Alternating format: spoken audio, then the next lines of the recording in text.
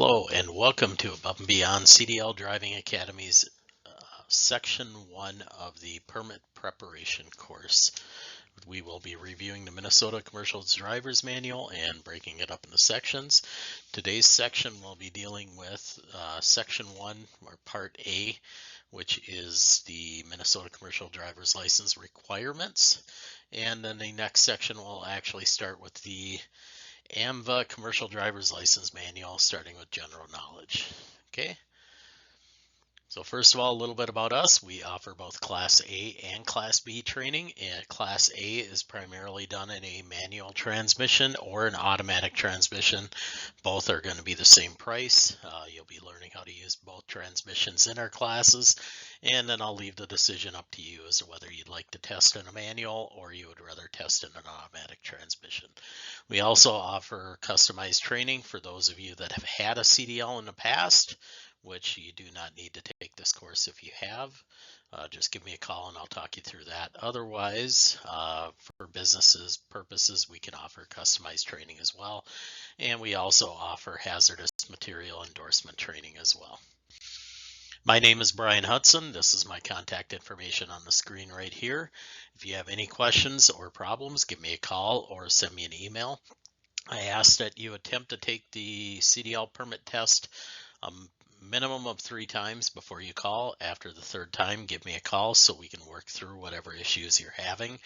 You're only allowed to take up to 5 attempts per calendar year. So if you do not make it after the 5th attempt, you'll have to wait 12 more months before you can retake it again. There are certain exemptions to that as well. You can obtain a free CDL manual at this website address up here. Most states will offer this for completely free. Do not go on the internet and pay for this manual. We do offer it to rent in person if you'd like. It's a $5 deposit, which we will return to you when you return the manual to us. When you do rent the manual or look through the manual, we want you to study sections 1, 2, 3, and 5 if you're going for a Class B vehicle. If you're going for a Class A vehicle, you also will need to study section 6. Section 7 is a optional course for Class A vehicles, so you can drive double and triple trailers. And then we also recommend that you do section 9 as well, or section 8, I'm sorry, which is tanker vehicles as well. Here's a list for some practice tests on the internet. You can take all the practice tests you want, but one thing you're going to find out as you go through them is they will always be pretty much the same exact questions. So you're going to be very good at answering the same question over and over and over again, but it may not be what the Department of Public Safety is going to ask you when you go in to take your written tests at the DMV or Department of Public Safety. So I recommend that you actually study the permit, the CDL manual. There is no replacement for good old-fashioned studying. So every year in the United States of America, there's 360 accidents. That's 1 accident for every 10 seconds in the United States. So in the year of 2021, there was 46,980 fatalities in that year due to vehicle accidents. So the United States government decided they needed to come up with something. So what they did was the very first thing they can do is go after commercial truck drivers because they are regulated, not by law, but by regulation. So they came up with called entry-level driver training. And the requirements for that was it was enacted by the FMCSA in February 7th of 2022. And all drivers after that point are required to go through some sort of a training course by a licensed school or a licensed employer. That means that minimum requirements have to be met before you can attempt the skills test.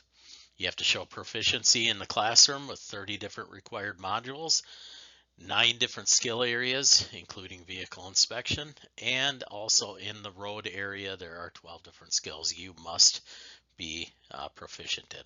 This permit prep course is not entry-level driver training. If you think it is, you might as well stop now because it's not going to go any farther. While you're taking your CDL permit test, always look for true and false questions, look for something that is an absolute qualifier, for such as always, all, or nearly all. If one of those are present, more than likely the whole question is going to be false. Look for relative qualifiers such as often, frequently, or seldom. These are more than likely going to be true because there's not going to be a dead set, hard, fast rule in anything. If any part of the question is false, usually the whole part of the question is false. And if you don't know the answer, guess, because you're going to get 50-50 chance out of it. If you're taking a multiple choice question, make sure you understand the question. Read that question multiple times. Do those matches you know first, and then eliminate the items on the list that are out of place or just basically don't belong there. And once you eliminate those, you might have eliminated it down to either 3 answers or 2 possible answers. And if you can't figure it out, just take a guess. If the DMV does allow you to use headphones, do it. It's a lot less distracting having those headphones on. If you're allowed to, skip the questions you don't know and answer all the questions you know first. It's a lot easier to pass when you answer all the questions you know the answer to and then guess on the ones you don't know the answer to. And make sure that you always review all those questions before you actually hit the submit button on your screen. So back to some of the basics here in section 1. First thing we have to do is determine if you even need to have a commercial motor vehicle license. So we have to determine the class. Some of the abbreviations we're going to use is going to be commercial motor vehicle, which is CMV. Gross combination weight rating is what the manufacturer actually says that your vehicle is rated to have, whereas the gross vehicle weight rating is going to be just a single unit, not a combination unit like a tractor trailer. And then the actual gross combination weight is the actual weight of the vehicle itself, not what it's rated for, but the actual weight. And then the gross vehicle weight is going to be just for the single unit vehicles, not the combination vehicles. Class A tractor trailer, which is going to be the granddaddy of them all. That's going to be a combination vehicle with a gross combination weight rating of 26,001 pounds or more, made to tow a unit that is 10,001 pounds or more. And it is coupled with a fifth wheel hitch as well. Whereas a Class A truck trailer is going to be a combination vehicle weight rating of 26,001 pounds on the towing unit, and then the trailer is going to be 10,001 pounds or more gross vehicle weight rating. And that cannot be hitched with a fifth wheel hitch. It has to be like a gooseneck or a bumper hitch or a pintle hitch type configuration. A Class B is going to be any vehicle with a gross vehicle weight rating of 26,001 pounds or more, and it can tow a trailer, but the trailer cannot be rated for more than 10,001 pounds or more.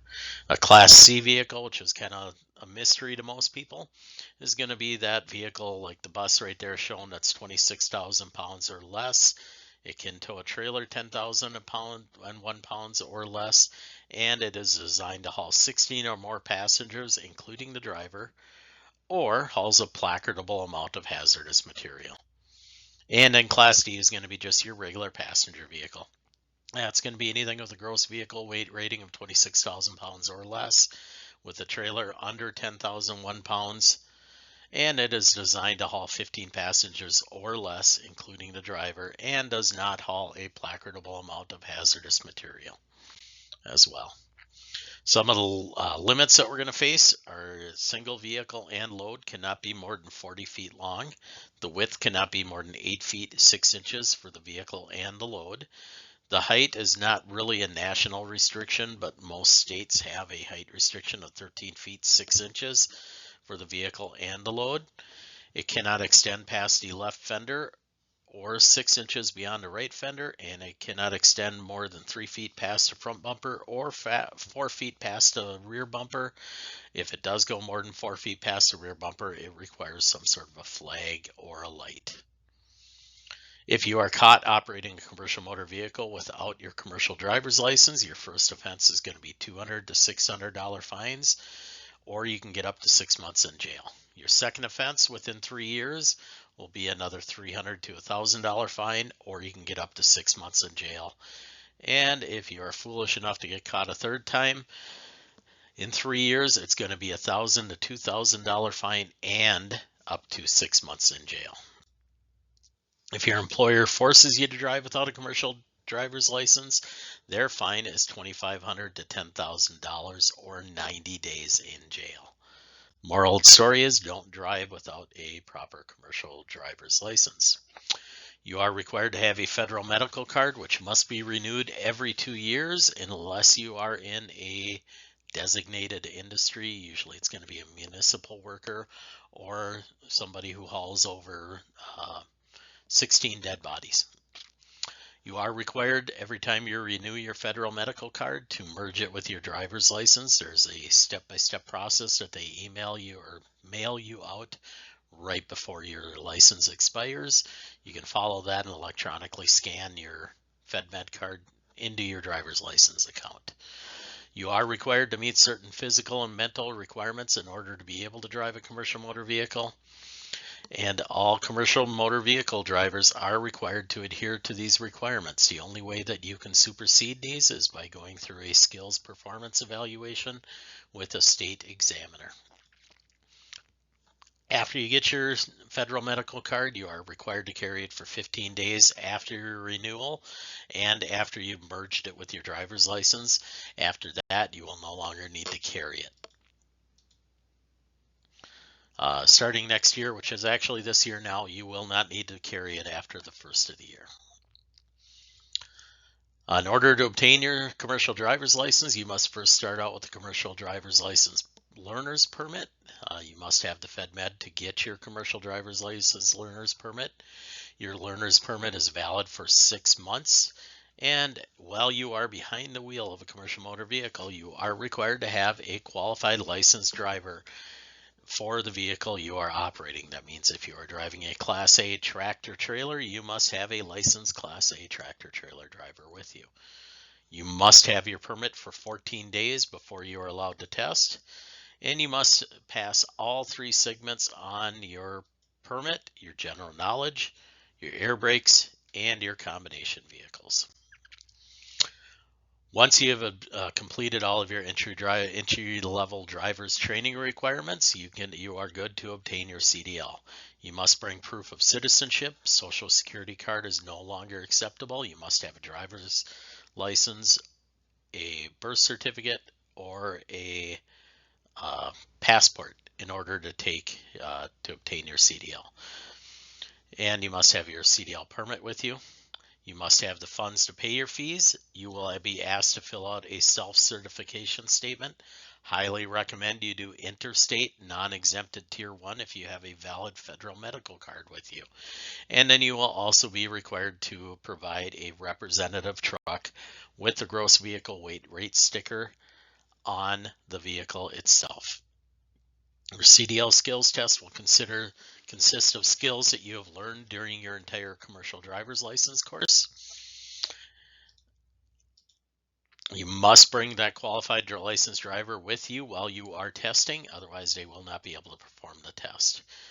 You will be required to show that you can know how to safely determine if your vehicle is safe for the roadway by performing a sample vehicle inspection. And then you will be required to perform certain basic control skills before you are allowed to go onto the roadway. And once you pass those, you are allowed to go onto the roadway. If you perform a vehicle inspection, but you do not pass the basic control skills test, you will not have to perform the vehicle inspection test, provided your permit does not expire before you complete the other 2 satisfactorily. We also recommend, after you take your CDL road test, to add on tankers and doubles and triples before you actually add the CDL onto your driver's license. So roundabouts, just a few things that are different about commercial motor vehicles. If 2 longer vehicles enter a 2-lane roundabout at the same exact time that are over 40 feet long, the vehicle in the right lane must yield to the vehicle in the left lane so that they do not sideswipe each other. When you're in a construction zone and you're going up to where the construction zone merges from two lanes down to one lane, the DOT has recommended everybody practice the zipper merge. So as annoying as it is to have people zip up on the left side in that left lane that's going to be ending in a quarter mile, that's actually the proper way to do it. And then everybody just practice taking that merge in a kind and peaceful manner. There are certain things that will disqualify you from operating a commercial motor vehicle. Obviously, the alcohol and drug related offenses, operating while intoxicating, driving while intoxicated. If you refuse to take that drug or alcohol test, it is the same as having a positive. If you leave the scene of an accident in a commercial motor vehicle, if you use a commercial motor vehicle to commit a felony, so don't go robbing a bank while you're driving an 18-wheeled semi, driving a commercial motor vehicle while your license is suspended, any kind of serious traffic offenses that you may incur. If you are placed out of service by a DOT inspection officer and you leave the scene before your vehicle is safe to operate again, and certain railroad crossing violations. If you cause negligent operation of a CMV resulting in a fatality. The implied consent law means that if a law enforcement officer asks you to submit to testing to determine if you have a blood alcohol concentration of drugs or alcohol in your system, you have to do it. If you do not do that, you will be revoked for a minimum of 1 year, and you will have to complete a return to duty process in order to start driving a commercial motor vehicle again. If you are operating a commercial motor vehicle, your legal limit is 0.04 blood alcohol content. That is not the same if you hold a CDL while you're driving a personal vehicle. The limits are different depending on what vehicle you are operating, not on the type of license that you hold. Your first offense is going to be a 1-year license suspension. And then your second offense, they don't mess around. It's a lifetime of suspension. And in the commercial motor vehicle world, a lifetime suspension is considered 10 years. And then you will have to go through an entire process to be able to regain your commercial motor vehicle license. Almost all states now adhere to a zero tolerance offense. So if you have any drugs or alcohol, whether it's legal or not legal, in your system, you will be placed out of service. I can guarantee you will not have any kind of charges against you. You may incur a penalty, a fine, but you will not be allowed to drive away. And I guarantee if you call your employer and tell them that you just were placed out of service for having alcohol in your system, that you will probably have to find a different way home, because he will come get his truck and leave you there, figure out how you're going to get home yourself. And if you do get convicted, most employers are not going to hire you for a minimum of 3 to 5 years after you have a DWI or OWI. And remember, even though those drugs may be legal, if they say that they make you drowsy, you are not legally allowed to use them while driving.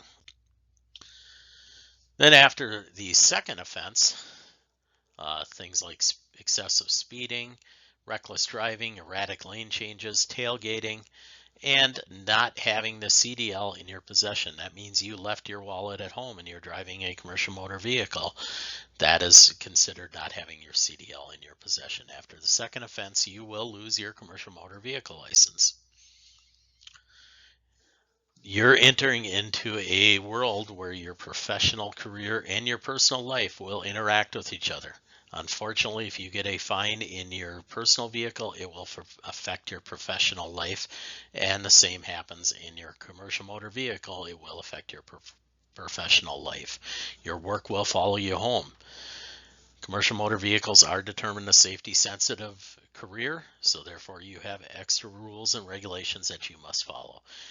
If you lose your personal license, you will lose your commercial driver's license as well. So you need to change the way that you drive at home to be able to maintain your commercial motor vehicle license. There are also certain railroad crossing violations that will make you lose your CDL for 6 months to a year.